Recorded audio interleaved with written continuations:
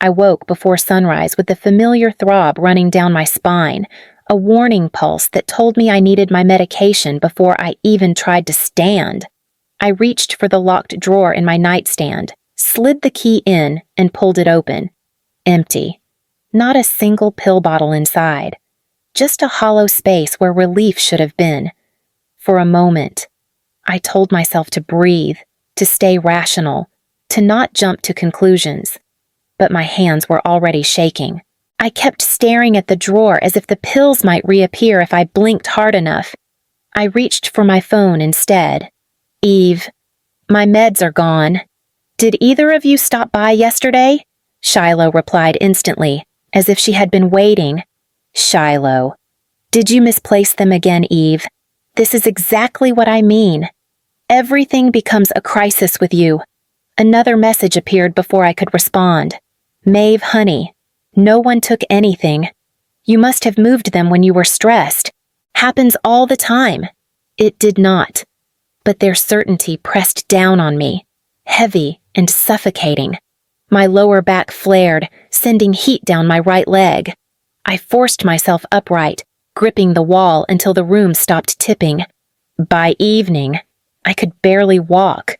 Still, I drove to St. Vincent Medical Center for the estate meeting Duke insisted I attend. The hallway lights sharpened the edges of my pain.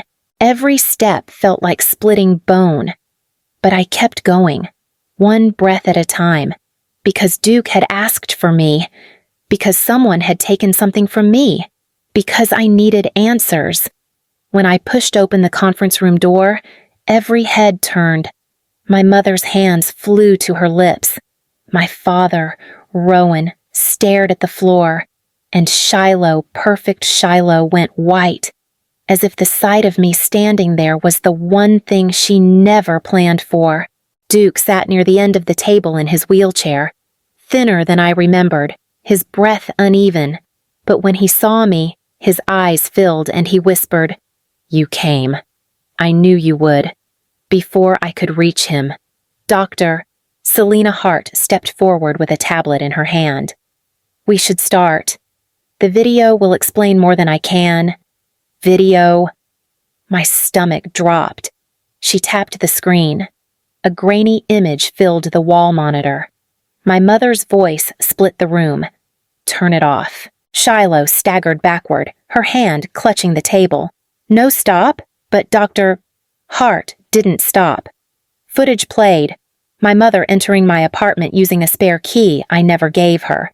Walking straight to my locked drawer, removing the entire bottle of medication. Calm, methodical. Shiloh made a strangled sound and collapsed into a chair. Duke bowed his head, pain trembling through his frail shoulders. My voice felt scraped raw when I finally spoke. "Why would you do that?" No one answered. Dr. Hart silenced the screen and looked at me gently. "Eve, this is only the beginning." I had no strength left to respond. My body hurt. My heart hurt more. But I lifted my chin, because if Duke believed I belonged in that room, then I intended to see the truth through. And if you are here listening with me, stay. Stories like this are not just mine. They belong to anyone who has ever been told their pain is imaginary. If this story speaks to you, keep going. There is more light ahead than darkness. The room held its breath around me, and I took my seat, bracing for whatever would break next. I sat across from them, my mother trembling, my father shrinking into the corner, and Shiloh holding herself so still she almost seemed carved from ice. The video had cracked something open in the room, but no one rushed to fill the silence. My father finally cleared his throat. "Eve, you look tired. Maybe we should postpone this." I let out a short, humorless breath. "You mean postpone the part where everyone pretends I'm exaggerating again?" Shiloh's eyes flicked toward me, sharp and defensive. "No one pretended. You always made things bigger than they were." "That's convenient," I said, "especially when making me small kept the rest of you comfortable." Maeve flinched. "Eve, honey, We never tried to make you small." "You did," I said quietly. "You did it so often you didn't even notice anymore." The words hung there, heavy and true. Rowan folded his hands together as if he were praying, but he didn't speak, not to deny it, not to defend himself. Growing up, I learned every version of this silence. I remembered showing my parents my framed certificate when I graduated top of my design program. Shiloh had breezed into the room with a new boyfriend, and my mother immediately said, "Oh, look at you two, aren't you darling together?" My accomplishment disappeared before it even landed. I remembered landing my first major client and calling home, hoping for a little pride. Maeve had asked, "Are you sure the stress won't trigger your condition?" And I remembered Shiloh rolling her eyes every time my back seized, as if my pain was a performance I staged just to spoil her spotlight. Now, sitting in this fluorescent hospital room, I could see those moments replaying in their faces how natural it had been for them to look past me. Duke spoke softly, his voice thin but steady. Eve was the one who called me every Sunday. She was the one who asked about my health, and she was the one none of you ever believed. Shiloh's jaw tightened. "Grandpa, you're confused." "No," he said, stronger this time. "I was confused for many years. Not anymore." His words didn't heal anything, but they cut through the lies like a blade, and for the first time in a long time, I felt something shift just slightly back in my favor. The week before the estate meeting had felt off in a way I could not name. Like my life had shifted 2 inches to the left and nothing sat quite right anymore. It started with a phone call from Maeve. She never called me directly unless she needed something. So I answered with a guarded, "Hello." Her voice was unusually soft. "Eve, sweetheart. How's your medication? Do you have enough for the week I frowned, already unsettled? Why do you care all of a sudden I worry?" She said too quickly. "Your condition flares unpredictably. My condition has flared predictably for 25 years. I replied. A pause. Then, "Well, just take it easy. And maybe skip the estate meeting. Stress triggers your pain." I let the silence answer for me and hung up. Later that day, I returned home and noticed my front door deadbolt wasn't seated correctly. I always checked it. Always. When I pushed it open, a thin trace of Maeve's perfume drifted past me, expensive, floral, impossible to mistake. My stomach tightened, but I forced myself not to jump to conclusions. Instead, I convinced myself I was tired, distracted, overreacting. Then Duke's attorney, Jace Hollister, called the next morning. His voice was steady but unusually direct. "Miss Hartwell, your grandfather insists you attend Wednesday's meeting." "I know," I said. "I planned to." "He also asked me to tell you, there is something he should have told you 25 years ago." The world around me sharpened. "He said that." "Yes," Jace replied. He emphasized it. My legs weakened with a familiar electric burn. 25 years ago was the year everything in my body broke. The year my family began treating me like a problem to manage instead of a person to love. That evening, I opened my locked drawer for my evening medication. Empty. The same drawer that held the pills at dawn. The same drawer I alone had the key to. My breath hitched as my mind replayed Maeve's sudden concern, her urging me not to attend the meeting, her perfume in my apartment. I texted the family, keeping my words controlled. "Eve, my medication is gone. Someone was in my home." Shiloh responded first. "Shiloh, Eve, seriously. Pills don't walk away. You probably misplaced them." Maeve followed immediately. "Maeve, honey, you know how scattered you get under stress." Their replies felt rehearsed, synchronized, one attacking, one soothing, both dismissing. I turned off my phone and sat on the edge of my bed, the pain growing sharper, the truth pressing closer. Something was shifting, and whatever it was already in motion. By the next morning, the pain had spread down both legs, a slow burn that made it hard to stay upright. I moved through the apartment carefully, gripping furniture to keep myself steady. I didn't trust my body, but I trusted my instincts even less because they were telling me something I did not want to believe. Shiloh showed up around noon, knocking loudly and calling my name as if she were performing for an audience. The neighbor across the hall glanced over, and Shiloh pasted on her sweetest smile. "Just checking on my big sister," she announced brightly.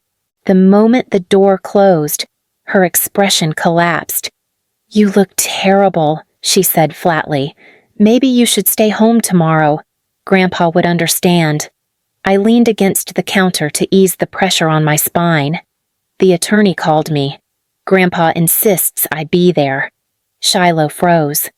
Her eyes widened just enough to betray something: panic, guilt, maybe both. "What did he tell you?" she asked, her voice taut. "Only that he needs to tell me something from 25 years ago." The reaction was immediate. Her skin went pale, and her fingers tightened around the strap of her purse. "That is not Eve. He is confused. His memory is slipping. You cannot take anything he says seriously." "Why are you so scared of what he might say?" I asked. "I am not scared," she snapped, stepping closer. "I am protecting him, protecting all of us." I straightened slowly, even though the movement sent a flare of pain up my spine. "Protecting us from what?" "Shiloh." She grabbed my wrist, her grip sharp. "Do not go tomorrow, I swear. You do not understand what you are walking into." Her desperation hit me harder than her words. This wasn't irritation. It wasn't jealousy. It was fear, raw and visceral. I pulled my arm free. "I am going." Her face tightened. "If you let him speak, I will not be able to fix what comes next." She left without another word. When the door shut, the apartment felt colder. The truth was inching closer, and Shiloh's mask was beginning to crack. And for the first time, I wondered what she had been hiding all these years. By afternoon, the pain was unbearable. Every step felt like my spine was packed with broken glass. I finally gave up pretending I could manage and drove to Dr. Selena Hart's clinic, gripping the steering wheel so tightly my knuckles ached. When she walked into the exam room, her already serious expression tightened. "Eve, sit. Tell me what is happening." "My medication is gone," I said. "All of it." She blinked once. "Gone as in misplaced, or gone as in someone removed it. I keep it locked. And the key on me? I did not misplace anything." Dr. Hart set her clipboard down. Her voice was careful. "A woman called my office last week pretending to be you. She asked about your prescription schedule dates, refill limits, dosage rules." Cold spread across my chest. "A woman." "Yes," she said. "She had enough of your personal details to sound convincing." I swallowed hard. What else she wanted to know when your next refill would be ready? And whether you kept spare medication. Dr. Hart paused. "I assumed it was you, but now I wonder if someone was preparing for this." "Preparing to take the pills," I whispered. She nodded. "Eve, without medication for 48 to 72 hours, there is a real risk of lasting nerve damage." My breath hitched. So this was not just sabotage. This was targeted, she said, and deliberate. The room felt smaller, tighter. "Doctor," Hart reached into her drawer and handed me a small injection kit, a Toradol shot. "It will give you 6 to 8 hours of relief, enough to function. But I need you to check any home security you have." "Right away." I nodded, barely trusting my voice. "Back home." I pulled up the security app. The footage loaded slowly, hour by hour, as pain pulsed up my legs. When the timestamp hit late afternoon of the day before, my breath stopped. My front door opened. Maeve stepped inside. Not hurried, not anxious. Calm. She closed the door, walked straight to my bedroom, and unlocked my drawer with a key she should not have possessed. She lifted the bottle, poured every pill into a small cloth pouch, and slipped it into her purse. Then she pulled out her phone and hit speaker. "It is done," she said. "She will not make it to the meeting." A pause. And then Shiloh's unmistakable voice filled my apartment. "Good. Check her planner. Make sure she does not have a backup ride. And wipe the drawer handle." My hand flew to my mouth, the shock hitting me so hard I had to sit down. They had planned this. My mother had entered my home, removed the medication I depended on, and taken instructions from the sister who had always claimed to worry about me. The video ended with Maeve calmly wiping the drawer and walking out as if she were finishing a grocery errand. The pain in my spine didn't matter anymore. The betrayal eclipsed it.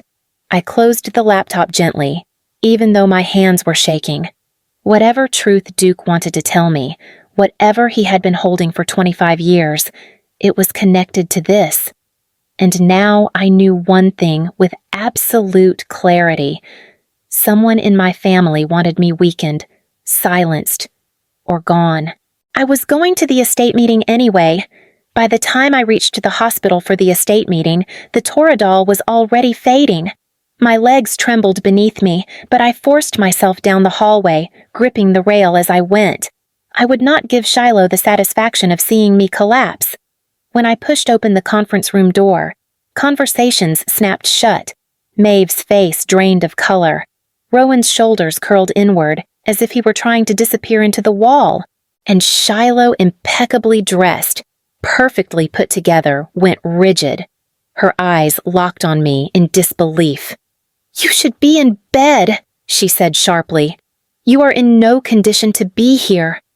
"I am exactly where I am supposed to be," I replied. Duke lifted his head, his voice thin but determined. "Come sit by me." "Eve." I moved toward him. Every step was a jolt of pain, but I refused to limp faster or slower than my own pace. I sat beside him, felt his frail hand wrap around mine, and something inside me steadied. Attorney Jace Hollister cleared his throat. He stood near a laptop and small projector, composed and clinical. "Per Mr. Callahan's request, we will begin by reviewing evidence collected through legal channels and through Ms. Hartwell's home security system." Shiloh's head whipped toward him, evidence of what Jace ignored her. He clicked a button, and the wall monitor came alive. The first clip, a call log from the hospital. Multiple calls from me. Multiple cancellations marked under Shiloh's extension. A nurse's recorded note appeared next. Her voice played through the speakers. "Ms. Shiloh Hartwell stated her sister Eve did not wish to be contacted regarding Mr. Callahan's care." I turned to look at Shiloh. She stared straight ahead. Jace continued. "Here is a visitor log." He zoomed in. My name was handwritten, time-stamped, on over a dozen dates. Then, the next image, a shredded sign-in sheet recovered from the disposal bin. Maeve let out a small gasp. And then came the video. Hospital hallway footage. Only the last 60 days, the amount a hospital legally keeps. Shiloh intercepting nurses. Shiloh hanging up calls. Shiloh forging my signature on a document authorizing limited updates. Rowan suddenly stood. "Enough. That is enough." Duke's voice cut through the room. "Sit down. Rowan." My father sat. The footage kept rolling. Shiloh leaned toward Duke in one clip, speaking softly while holding his hand. "Eve called today," she said in the recording. "She said she is too busy to visit. She has her own life now." On screen, Duke's face collapsed. In the conference room, he wiped his eyes with trembling fingers. "I believed her." He whispered to me, "I thought you had forgotten me." Something inside my chest cracked. The footage shifted again, this time showing Rowan. He stood outside Duke's door while Maeve and Shiloh spoke in hushed, frantic tones. Shiloh practiced my signature on a small notepad. Maeve whispered, "Do not smudge the date." Rowan stood close enough to hear everything. On the recording, he closed his eyes, turned, and walked away. In real time, he pressed his palm over his face. I just wanted peace, he muttered. I did not know how to stop them. Duke's voice was cold steel. Choosing no side is choosing a side.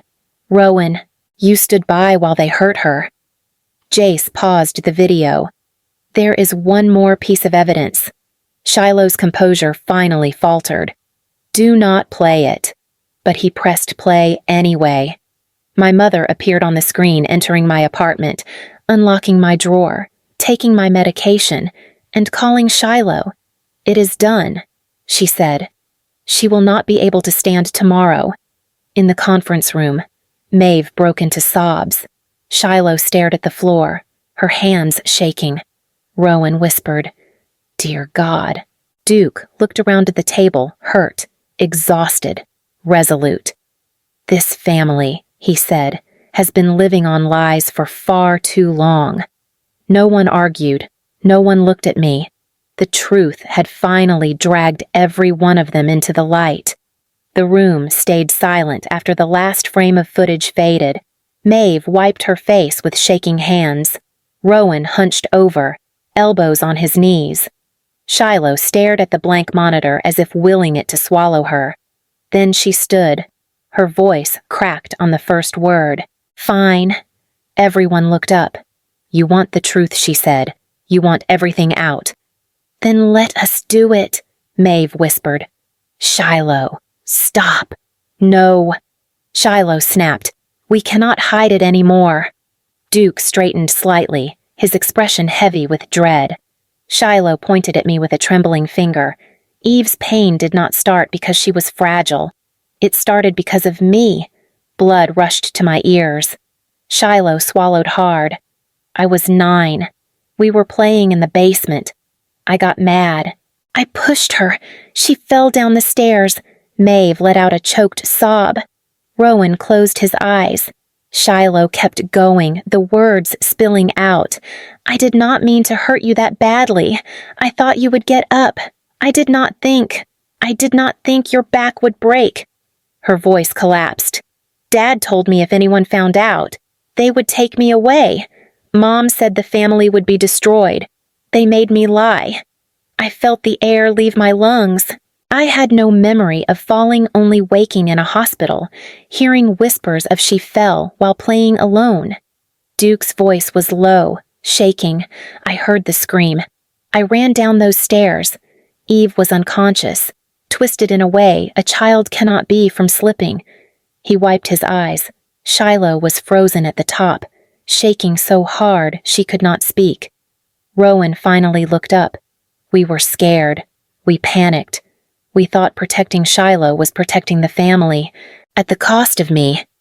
My voice sounded distant, even to myself. Maeve clasped her hands. We were wrong. Eve, but we could not face it. So we reframed things. We convinced ourselves you exaggerated, that you needed attention, that it was easier that way. Shiloh stared at the table.